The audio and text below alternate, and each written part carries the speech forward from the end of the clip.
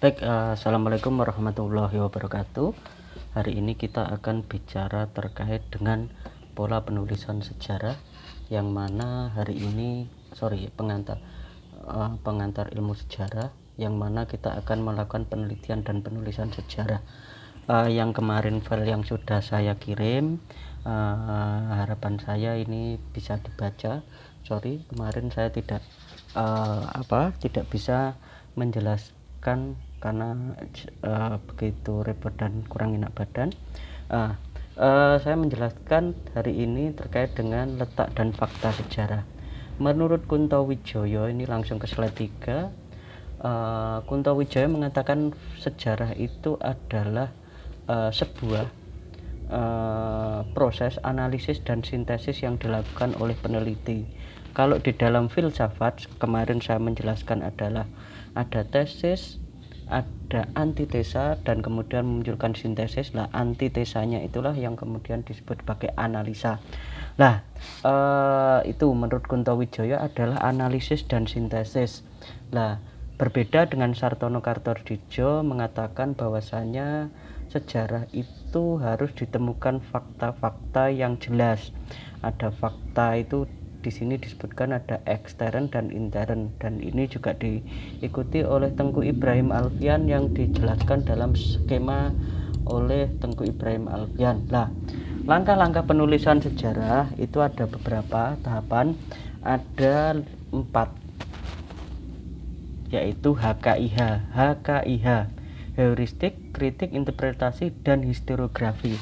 Akan tetapi di dalam masyarakat sejarah pun juga terjadi perdebatan, seperti di slide keempat ini ada 5. Ini menurut Kunto Wijoyo. Ini bedanya hanya satu aja di nomor 1. Kalau Louis Goldschap mengatakan ada 4, di Kunto Wijoyo ada 5. Bedanya nomor 1 aja, yaitu menentukan topik pilihan. Si Louis Goldschap tidak ada. Yang pertama itu menurut Kunto itu menentukan topik penelitian. Kamu mau neliti tentang apa? Itu. Yang kedua, kalau sudah ada temanya, dikumpulkan sumber-sumbernya. Yang ketiga, itu sumber-sumber itu dibuktikan dengan kritik sejarah. Kritik intern itu adalah kritik terhadap keaslian sumber itu. Benar enggak? Misalnya kamu menemukan dokumen sejarah dari koran itu benar enggak itu koran tahun segitu, benar enggak ini kertasnya tahun segitu, dan sebagainya. Kritik intern itu dihubungkan dengan kondisi masyarakat itu. Tulisan-tulisan di koran itu benar enggak ini misalnya berita di koran itu seperti ini, dan sebagainya. Nah, sehingga menurut kajian sejarah ada kritik intern, melihat keaslian dari bendanya itu, koran ataupun sumber serat dan sebagainya, keaslian serat itu. Nah, eksternnya itu benar enggak itu dengan dilihat tulisan-tulisan itu dilihat dengan kondisi masyarakat waktu itu. Nah, jadi ada kritik intern dan ekstern. Yang keempat, setelah itu benar, sumber itu benar, baru diinterpretasikan. Setelah kalian membaca, kalian akan terngiang, oh berarti tahun dulu itu seperti ini ya. Analisa. Jadi kalian akan menyelami ruang waktu yang melampau, dan kemudian yang kelima itu akan menuliskan sejarahnya itu dengan yang kelima, yaitu penulisan sejarah, atau yang disebut sebagai historiografi. Historiografi itu histori dan grafi, penggambaran dari sejarah itu sendiri. Nah, yang pertama ini adalah menentukan topik.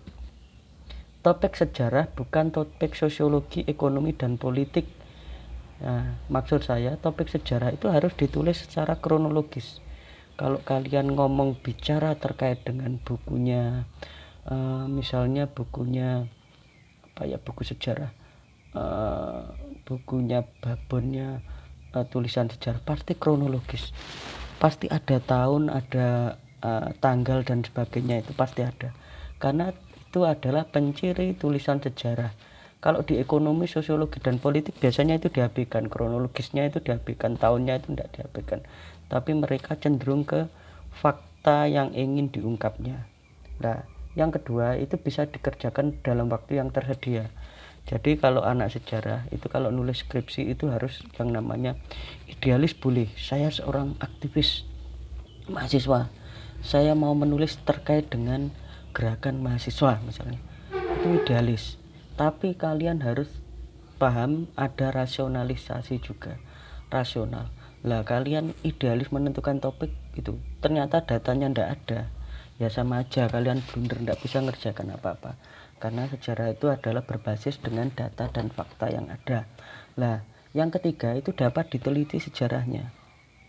Misalnya kalian pengen nulis terkait dengan keberadaan tukang becak di depan IAIN, itu bisa ditulis sejarahnya. Entah itu nanti wawancara, entah itu ada data tertulis, entah apa. Tuh. Nah, terus tidak terlalu luas. Misalnya tidak terlalu luas itu kalau di dalam sejarah ada waktu dan ruang yang jelas. Kalau kalian ngomong misalnya islamisasi di Solo, ya cukup Solo aja, jangan islamisasi di Indonesia, nanti terlalu luas. Jadi tulisan kalian tidak akan nggak mengacu ke satu titik, tapi akan melebar kemana-mana, orang akan bosan membacanya. Lah, tidak terlalu luas, sehingga ruangnya harus diperjelas di mana ruangnya itu. Kalau di Solo ya Solo lah, sehingga di dalam narasi sejarah, tulisan sejarah itu harus ada 3 unsur, yaitu nulisnya harus kronologis, waktunya harus tegas, antara tahun berapa sampai tahun berapa. Misalnya adanya pandemi corona tahun 2020 gitu. Itu waktunya cukup tahun 2020 aja. Tuh, misalnya adalah kekerasan pada masa Orde Baru tahun berapa? 66 sampai 98. Waktunya cukup itu aja. Lah, selanjutnya ada topik sebaiknya ditulis berdekatan dengan kedekatan emosional dan kedekatan intelektual. Nah, yang dimaksud sebagai kedekatan emosional dan kedekatan intelektual, pertama itu kedekatan emosional. Misalnya ini Mbak Vivi ini karena emosional adalah dari background Muhammadiyah, dia senang sekali kalau ngomong terkait dengan Muhammadiyah, sehingga dia selain kuliah di PAI sukanya baca buku terkait ke Muhammadiyahan. Itu kedekatan emosional. Ataupun kalian ngomong terkait dengan sejarah karena kalian kuliahnya di PAI, ngomong terkait dengan pendidikan agama Islam di Indonesia, itu kedekatan emosional. Bukan, itu kedekatan intelektual. Jadi intelektualmu itu adalah seorang PAI, dia kamu nulisnya PAI.